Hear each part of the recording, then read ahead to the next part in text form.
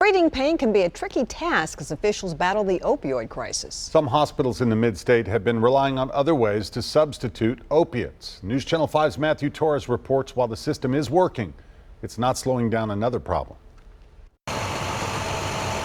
It's been more than a year since St. Thomas Health began implementing a change. Dr. Ali Bollinger says to avoid opioid abuse or help patients with opioid use disorder, doctors are using another alternative. Our ED physicians are choosing non-opiates as first line for treating most painful conditions that we see in the emergency department. That can be a combination of Tylenol and ibuprofen or using more lidocaine and ketamine. These are as effective, if not better, than some of the opioids that we used to be using. There's been a 66% drop in opioid prescriptions at all 8 St. Thomas emergency departments.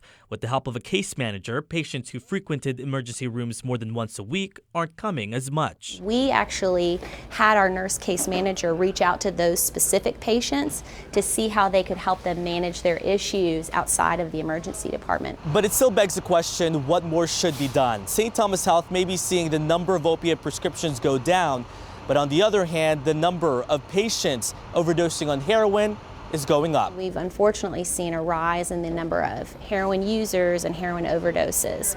And so that's kind of the next step, is how do we manage that? Rise in patients turning to the streets has been a big concern from chronic pain patients who find they were unfairly clumped in after strict prescription laws took effect a year ago. The problem is shifting a little bit. In a recent meeting, the health department commissioner reported heroin use increasing across the state within the last 6 years.